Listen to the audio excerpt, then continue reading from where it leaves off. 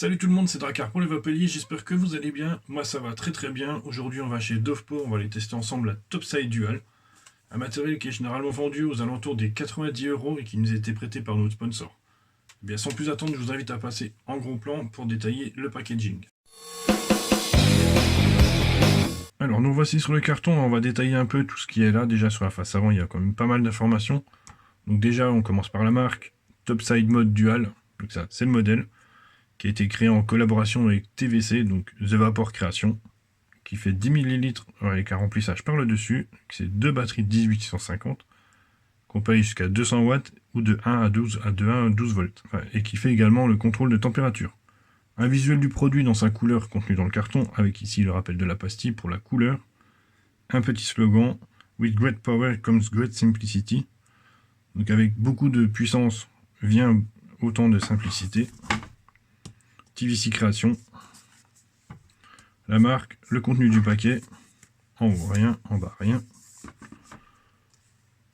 Topside Dual, donc là il nous explique simplement des petits avertissements, un petit rappel d'utilisation à bien sortir la bouteille quand elle est à la verticale, on verra ça tout à l'heure. Et ici l'adresse du fabricant, avec leur site internet, le code barre, les pictogrammes qui vont bien, le scratch and check et Made in China. Alors la boîte s'ouvre de type fourreau comme ceci. On arrive sur une belle boîte toute noire comme ça, avec un rappel de la marque, de TVC Création, Topside Dual, à l'arrière l'adresse du fabricant et les pictogrammes. En ouvrant la boîte, oh là, il y en a des choses là-dedans. Alors en ouvrant la boîte, on a le certificat de qualité. Ici, c'est une petite note du designer. Le rappel pour utiliser des accus en bon état, ça c'est super important. La notice, malheureusement, dans mon cas, elle est toute en anglais. Elle est très complète, mais tout en anglais. La box qui vient emballée dans un petit sachet en plastique comme ceci. On reviendra dessus tout à l'heure. Dans ce petit carton, la grande surprise, la bottle. Deuxième bottle fournie avec, de couleur blanche. Dans la box, il est couleur fumée. On reviendra dessus tout à l'heure. Et dans le petit carton ici, on a un câble USB, micro USB plat, environ 90 cm de très très bonne qualité. Une clé Torx avec ses deux petites vis. Donc on verra, d'habitude il n'y a pas de spare avec les box, mais dans ce cas-là, oui. On verra ensemble à quoi ça sert. La box mesure 88,5 mm de haut, pour 42 de large, pour 54 d'épaisseur. Pour un poids de 225 grammes sans accu, sans liquide et sans dripper, et 317 grammes avec accu mais sans liquide et sans dripper. Elle acceptera les résistances à partir de 0,08 ohms jusqu'à 3 ohms dans tous les modes. Sur la face supérieure, on peut y voir le bouchon de remplissage supérieur ici. Il suffit de dévisser et ça part tout seul comme ceci. C'est les joints ici en silicone qui maintiennent l'étanchéité dans la bouteille. Il y a un bon molletage ici qui permet un bon grip. Donc même avec les doigts, avec un peu de liquide, on arrivera à le choper facilement. Ça c'est vraiment très bien pensé.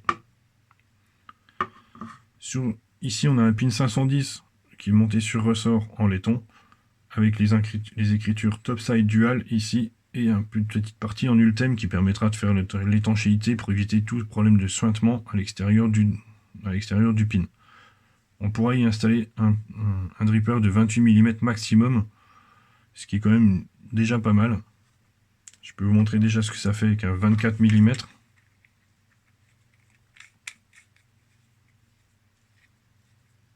Voilà avec un 24 mm ce que ça donne. Comme ça, comme ça. Concernant la face avant, on a un bouton fire ici qui est quand même de très bonne qualité. Il est en plastique. Il est pas trop cliqué, il est vraiment de bonne qualité. Il fait pas de bruit, très peu de bruit. Un écran OLED noir et blanc ici de 0,96 pouces. Un bouton moins, un bouton plus. Sur le côté, on a un port USB, micro USB, qui permettra la mise à jour du firmware ou la recharge à 2 A. Même si je préconiserai toujours d'utiliser un chargeur externe. Sur ce côté-là, rien. Et à l'arrière, on a la bottle directement. Quand on appuie dessus, ça fait monter le liquide. Voilà, il en restait plus beaucoup dedans. Ça fait monter le liquide directement dans le pin 510 BF. Cette bottle fait 10 ml et je vais vous expliquer après comment on la démonte et comment on peut la nettoyer.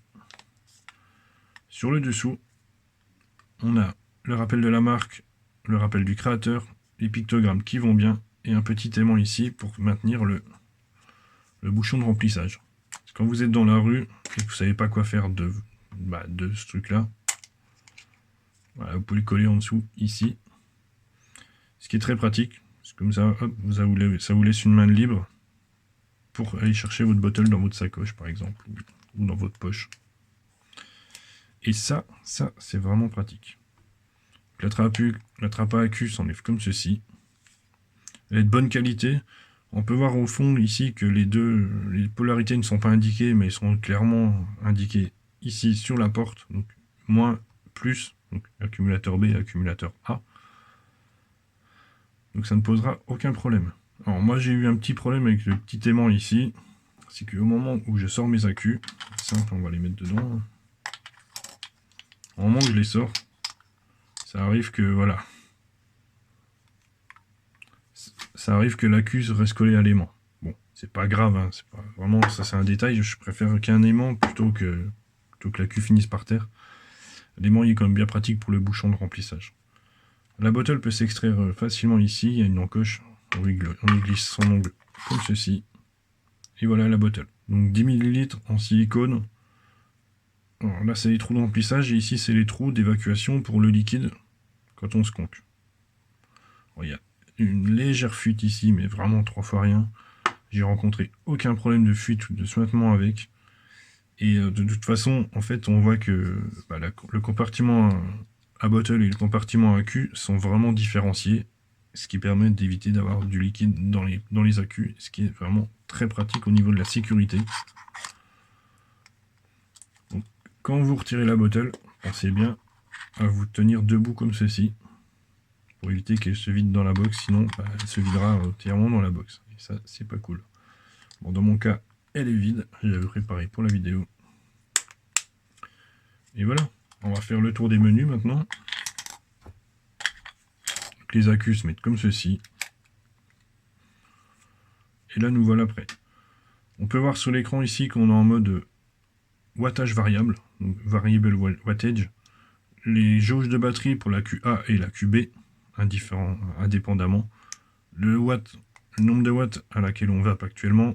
Les ampères qui seront envoyés dans la résistance, les volts envoyés dans la résistance, la valeur de la résistance. Le mode wattage se fait par incrément de 0,5 en 0,5.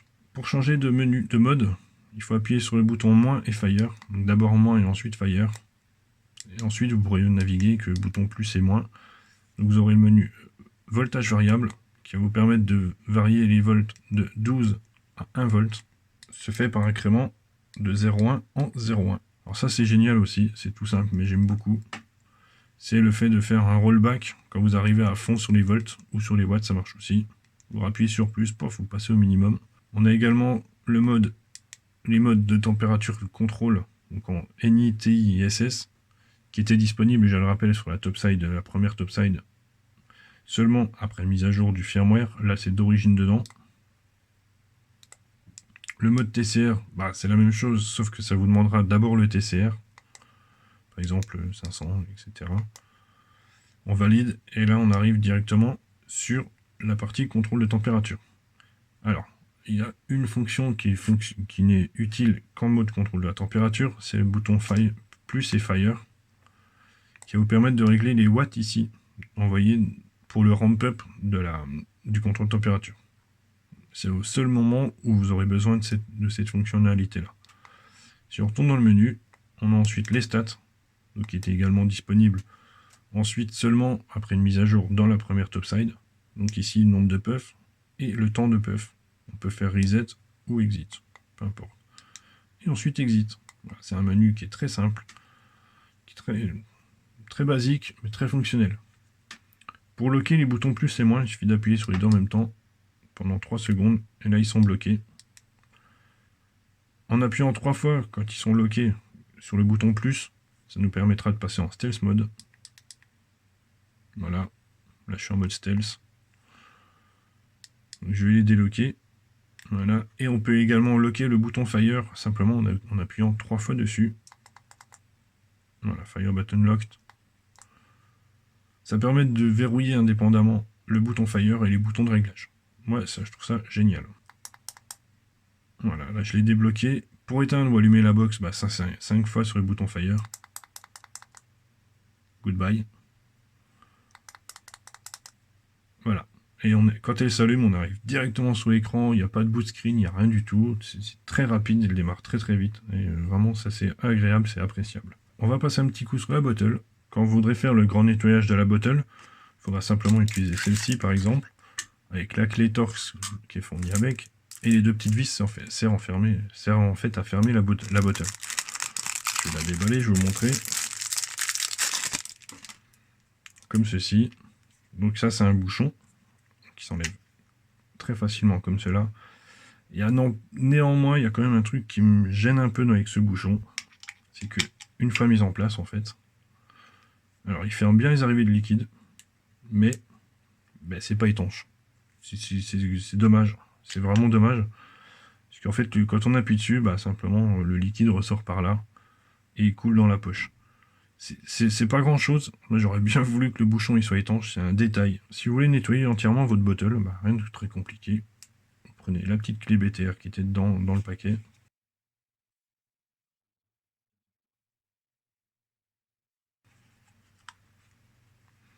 Voilà. Là, vous avez la partie métallique supérieure qui s'enlève avec son raccord. D'ailleurs, je vous conseille au passage de vérifier qu'il est bien coupé en biseau, parce que dans certains cas de la première topside, il ne l'était pas. Et du coup, il y a du liquide que vous ne pouviez pas atteindre. Et ensuite, une partie simplement en silicone ici, qui est suffisamment rigide, mais sans trop l'être. Pour moi, elle est juste très bien, elle est juste parfaite. Siglée topside également.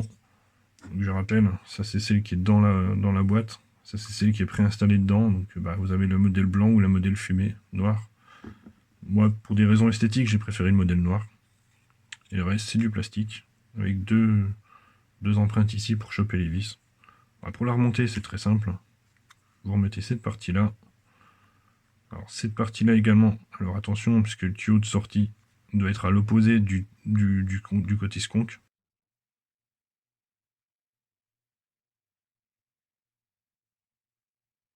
Voilà. Alors il faut bien faire attention, s'en mettre bien en face des trous ici. Et faire attention à ne pas perdre les vis, parce que bon, vous en avez deux en spare, mais ça serait dommage de les perdre bêtement. Donc pour résumer, c'est une très bonne bottle qui est très bien conçue. Dommage qu'elle soit pas étanche avec son bouchon, pour permettre le transport facile dans la poche. C'est dommage, c'est pas grand chose.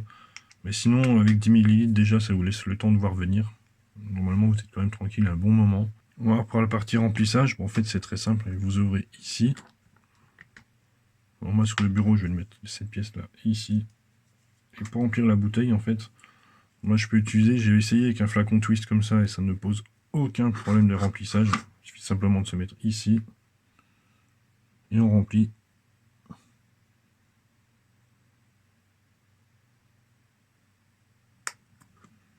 Voilà, la bouteille est remplie. Alors, il y a quand même un petit problème au niveau du remplissage. Quand vous serez sur la première partie de la bottle, vous verrez le niveau qui monte, qui monte, qui monte. Et arrivé à cette partie-là, bah, on voit plus où on en est. Donc du coup, c'est difficile de remplir la bottle vraiment au maximum de sa capacité, sans voir. Et sachant que si on remplit trop, bah forcément ça va créer une pression, ça va sortir par le pin. Donc il faut faire attention, mais bon, si on se limite à 8 ml par exemple, c'est quand même déjà très bien. Je vais vous montrer également qu'on peut retirer la bottle quand elle est pleine. Les accus, c'est différent. Voilà. Là, la bottle, elle est pas pleine, je dirais, elle doit être à 7 ou 8 ml à l'intérieur. On la remet simplement dans la box comme ceci. On remet les accus. Bah là, on peut pencher, hein, pas de problème, ça coulera pas. On va passer directement sur moi, on va voir comment ça va pas après. On va tester ensemble cette box. Donc là, j'ai simplement monté le Vandivape Widowmaker dessus avec un Fuse Clapton en NI80. Il est détecté à 0,30 ohms et je vais appuyer dessus à 35 watts, soit 3 volts 24.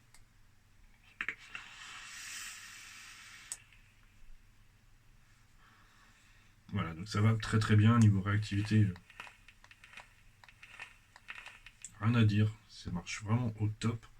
La bottle de Skunk, elle est ni trop souple, ni trop ferme. Pour moi, elle est parfaite. Elle est idéalement placée, parce que simplement pour les mains, pour les gauchers, bon, on appuie sur la gâchette ici, et après il suffit de tourner un petit peu et on Skunk avec le pouce. Pareil avec les droitiers. Donc pour moi, elle est aussi bien pour les gauchers que pour les droitiers. Alors elle peut sembler grosse comme ça, mais franchement, elle tient quand même très très bien en main. Je peux vous montrer dessus directement. En fait, simplement, j'utilise cette partie-là, cette arête ici, et je la colle dans le creux de mes doigts ici. Donc là, ça rentre pile poil exactement comme il faut. On la tient bien en main. Vraiment, le niveau de l'ergonomie, vraiment bien, vraiment très bien. Même si elle est un peu lourde quand même avec le liquide, le dripper, les deux batteries, etc. C'est un peu lourd, mais franchement, on s'y fait quand même très bien. On va passer au plus et au moins. Donc pour moi, c'est la facilité, la simplicité d'utilisation, aussi bien pour le Skunk que pour tout. Franchement, il est nickel. J'ai pas eu de fuite non plus du tout. Que ce soit au niveau du compartiment de la bottle, au niveau du pin 510, j'ai rien, j'ai pas un sointement, j'ai rien du tout. Elle est parfaite. Au niveau du remplissage, c'est très simple à faire. L'autonomie apportée par les deux batteries, donc là c'est deux LG HG2. L'autonomie est juste démentielle. Moi, je tiens quasiment 2 jours avec les batteries sans trop de problèmes, avec un single coil, bien évidemment. L'écran qui est quand même de bonne qualité. Il est quand même au soleil, il est lisible. On voit bien toutes les informations qui sont dessus. Tout est utile. Il n'y a rien de superflu. Et par contre, il y a un petit moins éventuellement. Bon. Après, voilà, c'est ce qui m'a embêté, c'est le petit bouchon de la bottle qui n'est pas étanche. Et ça c'est dommage parce que c'est pas grand chose. Ils auraient remplacé le petit picot métallique par un picot en silicone. Ça réglait le problème. Après, voilà, le design, on aime ou on n'aime pas. Moi, j'aime beaucoup. J'aime ses courbes, j'aime ses rondeurs, j'aime son design. Même sa couleur, si au début je pensais que le vert, mais en fait, finalement, on s'y fait quand même très bien. En parlant des couleurs, vous aurez quand même l'embarras du choix. Vous aurez du noir, du rouge, du silver, du bleu, du gunmetal, du gold, du vert et du violet. Donc si vous ne trouvez pas votre bonheur, bah, je sais pas quoi faire pour vous. Hein. Bah, il nous reste à passer à la notation. Cette box a obtenu la note de 4,6 sur 5 au sein du Vapelier et s'en fait bien évidemment et sans surprise un top mode que je peux recommander bien évidemment sans aucun problème à tous les adorateurs du BF qui en ont marre des petites box où il y a simplement un accu et donc l'autonomie c'est difficile de faire la journée avec. D'avoir le easy refill en enlevant le dripper, en mettant la bottle easy refill, on le remplit comme ça, ou on sort la bottle, on dévisse le dessus de la bottle, on remplit, et c'est pas forcément évident, on remet tout, après voilà, on dévisse cette partie-là, on peut la caler comme ceci, on remplit, et on est parti pour 10 ml de liquide, et franchement, ça c'est exceptionnel. J'avais aussi également des problèmes d'ergonomie, parce que moi je préfère vaper de la main gauche, et la plupart des box BF sont prévus pour se conquer avec le pouce de la main droite. Et pour moi, c'était vraiment un problème. Là, pour le coup, ça passe vraiment très bien, c'est très ergonomique, c'est vraiment une box c'est un coup de cœur pour moi. En plus, il y a beaucoup de couleurs, donc forcément, vous pourrez faire des setups qui sont magnifiques avec. Vous trouverez forcément votre bonheur. Écoutez, pour moi, il me reste à vous souhaiter une bonne fin de journée. À bientôt pour une prochaine vidéo. Ciao, ciao!